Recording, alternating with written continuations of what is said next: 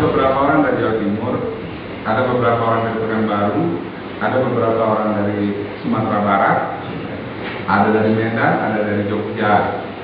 Kenapa bisa begini? Bahwa 5 janji tarikat yang mengatakan, yang pertama, tidak dikarankan bahtera hidupmu, tidak dibisikan rezekimu,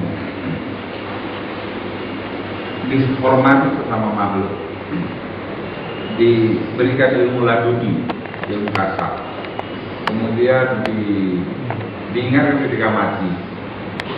Inilah 5 janji tarikat. Ternyata kalau kita perhatikan, dari 5 janji tarikat itu 3 ini tentang dunia. Tidak dikarankan bahtera hidup, rumah tangganya bagus gitu. Rumah tangganya bagus, itu kan nggak karam bahtera hidup. Masalahnya kalau bahteranya kebesaran, isinya sedikit sayang. Cuman kalau ditambah dimarahin Umi kita. Saya tadi duduk di situ, udah marah Umi, awas kalau kawin lagi gitu.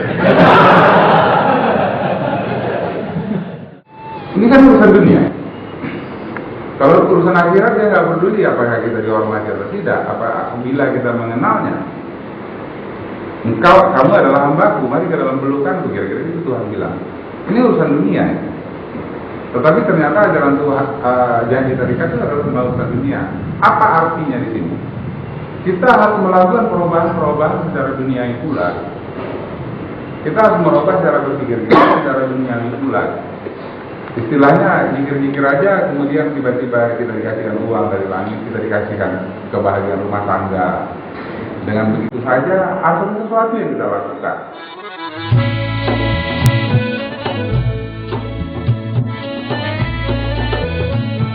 Kemarin saya ke Jawa Timur, saya melihat sebuah masyarakat tarikat di Jawa Timur yang mereka itu sangat akrab. Persatuannya terasa sekali, sangat terasa. Sehingga di Jawa Timur ini ada disebut istilah Jatim United, Persatuan Jawa Timur, dan 5 atau 6 PKS. Persahabatannya sangat terasa, itu yang kelihatan sekarang.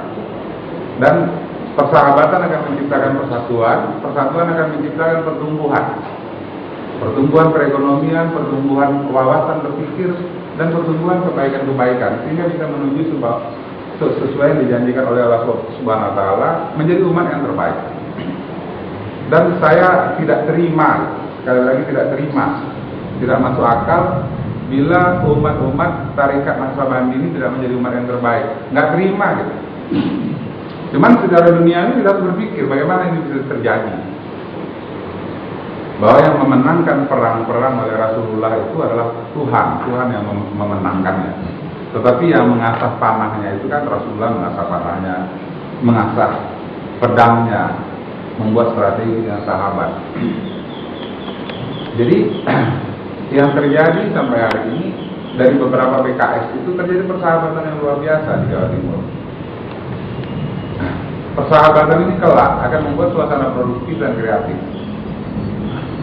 Pada saat itu seharusnya janji-janji tarikat itu benar-benar kita bisa buktikan. Dan saya rasa sebenarnya sekarang sudah terbuktikan, tapi belum merata. Sudah begitu banyak orang yang terjadi perbaikan kehidupan dunia akhiratnya, saya yakin benar, tapi nggak merata. Jadi ini mau kita bagi. Akhirnya saya minta tolong pada sahabat-sahabat yang ada beberapa orang, baik yang di Pekanbaru maupun di Medan.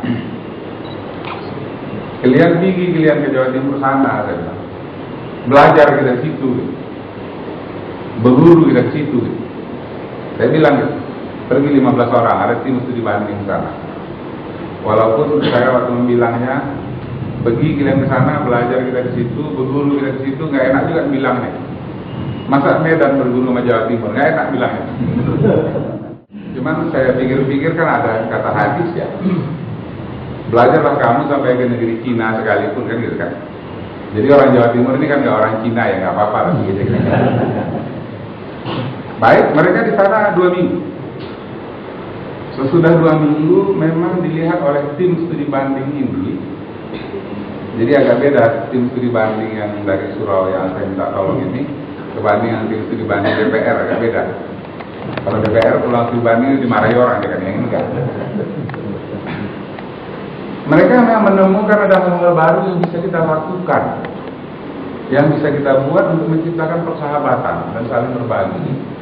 Dan kemudian terjadi kebaikan-kebaikan di dalam berbagai lini sektor kehidupan kita. Dan tim studi banding ini kan dari Pekanbaru, dari Sumatera Barat, dari Sumatera Utara semua nih. Yang 15 orang, bahkan jumlahnya jadi lebih. Waktu mereka pergi ke Jawa Timur, suasana persahabatan dari Jawa Timur ini menular kepada tim studi banding ini. Akhirnya merumuskan dan menyusun. Akhirnya tim studi banding ini mengambil kesimpulan, kalau Jawa Timur bisa membuat Jawa Timur United, kita akan membuat Sumatera Utara dan Aceh United. Disebut dengan sunat, tidak tambah rasul. Karena insya Allah kita semua, kalau kita sunat lagi nanti habis.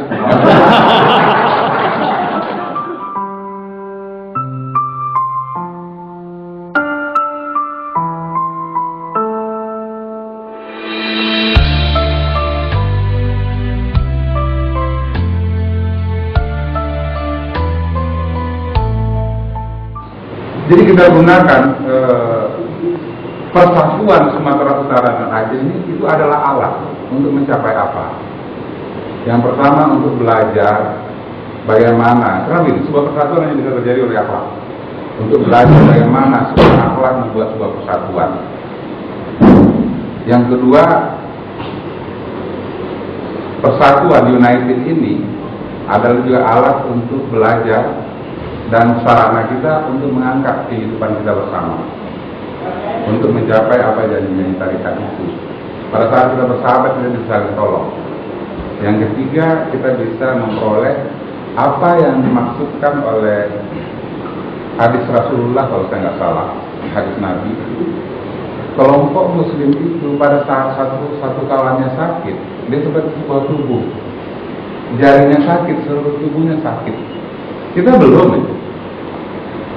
Jadi ada kesedihan yang terjadi misalnya katakanlah di Gunung Para, kita semuanya terpanggil, itu sahabat saya di sana, itu bagian dari diri saya, kita belum. Jadi United ini, sunat ini akan mengikuti. Dan yang terakhir, apa gunanya sunat ini?